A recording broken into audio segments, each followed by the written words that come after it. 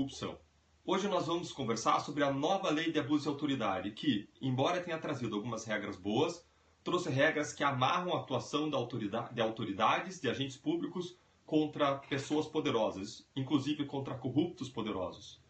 Vejam que a nova lei de abuso de autoridade, ela criminalizou a realização de uma prisão, abre aspas, em manifesta desconformidade com as hipóteses legais, fecha aspas. É claro que ninguém deve ser preso injustamente. Agora, o que é uma prisão manifestamente incabida é algo sujeito à interpretação. Basta vocês verem que vários ministros do Supremo soltaram ao longo do tempo vários réus da Lava Jato dizendo que as prisões eram descabidas. E dizer que a prisão é evidentemente, manifestamente descabida é apenas uma questão de retórica. Essa lei, esse crime, coloca um risco desproporcional sobre juízes quando eles emitem decisões contra pessoas poderosas. É algo que prejudica o sistema, cria um ambiente de receio, de medo, cria uma verdadeira intimidação. Agora os poderosos vão poder retaliar, se vingar dos juízes que decretarem a sua prisão. A administração da justiça é uma função essencial para o Estado, uma das mais essenciais, assim como a liberdade de expressão é um pilar fundamental da nossa democracia.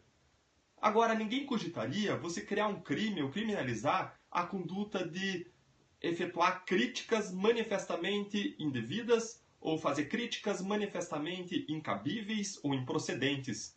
Isso porque são conceitos vagos e permitiria que se cometesse arbítrios contra pessoas simplesmente porque elas desagradam os poderosos, porque elas estão criticando as pessoas que estão numa situação do poder. Você, quando faz uma crítica na rede social, se viesse uma lei que criminalizasse críticas evidentemente improcedentes, você estaria sujeito a um risco de punição. E do mesmo modo como a criminalização de críticas improcedentes colocaria a nossa liberdade de expressão na geladeira, é aquilo que a gente chama de chilling effect, efeito de gelar, do mesmo modo a criminalização de condutas de agentes públicos legítimas, como a de realizar prisões contra pessoas poderosas que praticaram crimes graves, essa criminalização ela também congela a independência de juízes, de procuradores e de policiais.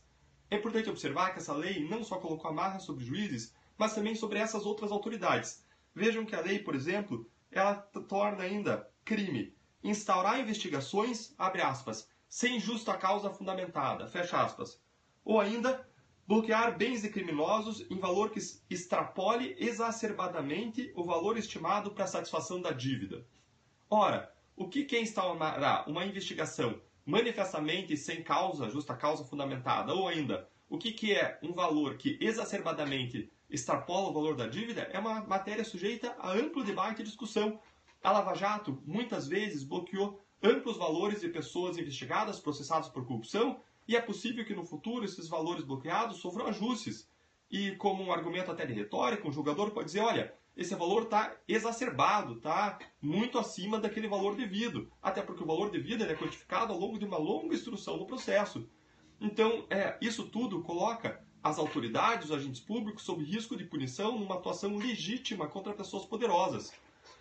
Isso ainda, para piorar ainda toda essa situação, a lei criou a possibilidade de que em determinadas situações o próprio investigado, o próprio réu, o próprio condenado processe criminalmente o juiz, o procurador e o policial que atuou contra ele, investigando, acusando ou condenando. Ou seja, você coloca nas mãos do próprio investigado o poder de fazer uma vingança, uma retaliação. O que cria um ambiente de medo, um ambiente de receio. Veja ainda que essa lei, ela cria riscos assimétricos. O que eu quero dizer com isso? Essa lei, ela proibiu tornou crime a prisão manifestamente ilegal. Mas ela não tornou crime deixar de decretar uma prisão quando ela era evidentemente cabível. Ou seja, é crime você tomar uma decisão inadequada em desfavor do réu, mas não é crime você deixar de tomar uma decisão adequada que protegeria a sociedade. Ou seja, essa lei criou um desbalanço, ela desbalanceou a justiça em favor dos réus. É uma lei que fez uma opção. Ela fez uma opção de proteger, criar uma proteção especial para os réus e não uma proteção especial para as vítimas e para a sociedade. Esse é um outro ponto que não é saudável nessa lei. E quando ela cria essa proteção unilateral para decisões que contrariam o interesse do réu e não para a decisão que favorece o interesse da sociedade ou que desfavorece o interesse da sociedade, ela cria esse desbalanço e cria um incentivo adverso. Essa lei ela trouxe algumas ressalvas. E no começo ela disse que não será crime a interpretação da lei ou de fatos e colocou algumas outras ressalvas nessa direção, mas de novo, são conceitos abertos que deixam ampla margem para retaliação. Do mesmo modo como jornalistas, formadores de opinião, ou mesmo você, poderia ter medo de emitir sua opinião se viesse uma lei que criminalizasse críticas infundadas, do mesmo modo, agora os agentes da lei vão estar sujeitos à retaliação e vão ficar com receio de atuar, especialmente contra pessoas poderosas, que são aquelas que mais têm força para retaliar e para buscar uma investigação, um processo por abuso de autoridade. E o pior de todos os efeitos dessa lei ainda não vão ser, inclusive, essas investigações e esses processos. O pior dos efeitos vai ser algo silencioso, algo imperceptível, que vai ser a própria autocontenção dos agentes da lei quando estão atuando contra essas pessoas poderosas, porque esses agentes da lei agora vão estar sob risco. Então, o pior de tudo é que os efeitos piores, mais sombrios dessa lei não são efeitos que a gente vai ver acontecendo. Vão ser simplesmente coisas que vão deixar de acontecer em razão dessa autocontenção dos agentes da lei. Por todas essas razões, porque essa lei fere a independência da atuação de promotores e juízes, eu entendo que essa lei, em alguns artigos que trazem esse problema, é inconstitucional. Isso foi submetido ao Supremo Tribunal Federal e o Supremo vai bem fazer se declarar inconstitucionais e anular essas regras que amarram investigações e atuação legítima contra pessoas poderosas, e aqui nos preocupa especialmente a corrupção.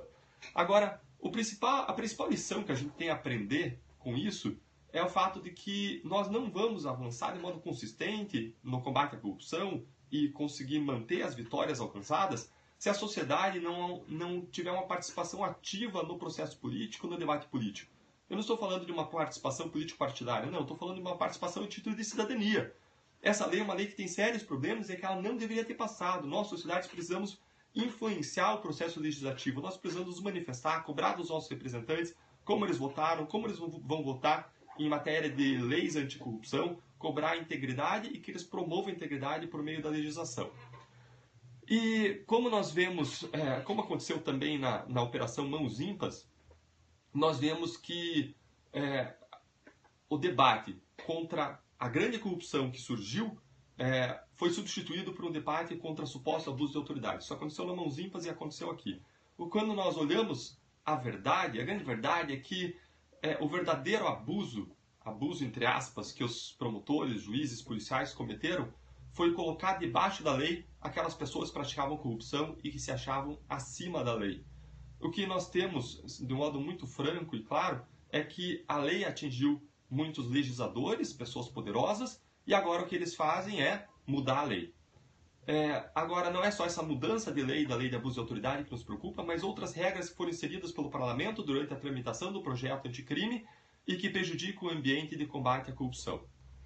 Esse meu vídeo faz parte de uma sequência de vídeos que eu estou fazendo em paralelo a uma sequência de artigos para o jornal Gazeta do Povo, um excelente jornal, e em que eu mostro o desmonte que o combate à corrupção vem sofrendo. Queria recomendar aqui, para você entender melhor essa questão sobre a qual nós conversamos hoje, que você acesse o link que eu estou colocando aí, em que você acessa esse artigo e você pode ler ele com calma. Eu preciso ainda fazer uma importante ressalva. Eu respeito o Supremo e o Congresso Nacional, que são instituições essenciais para o funcionamento da nossa democracia, do nosso país. Agora, ao mesmo tempo, as críticas que eu faço são críticas construtivas. Eu entendo que a crítica, mesmo a crítica mostrando problemas, é uma crítica que edifica as instituições. Eu também aqui não estou acusando nenhum legislador, nenhum congressista ou ministro, dizendo que ao efetuar alguma decisão, lei, essa pessoa está apoiando a corrupção ou defendendo corruptos. Não estou julgando intenção. O meu propósito aqui é outro, é avaliar os efeitos de leis e decisões sobre investigações, sobre processos e sobre o ambiente de combate à corrupção e sobre os incentivos e desincentivos que existem para a própria prática do crime de corrupção. Bom, e eu tenho feito essas manifestações todas aqui porque eu entendo que o silêncio e a omissão são aliados da injustiça e da corrupção. Por isso eu quero deixar o meu incentivo, que você também não se omita, que você também não fique silente diante do desmonte do combate à corrupção. Um grande abraço e vamos seguir conversando sobre esse grande problema e sobre como nós brasileiros podemos buscar soluções.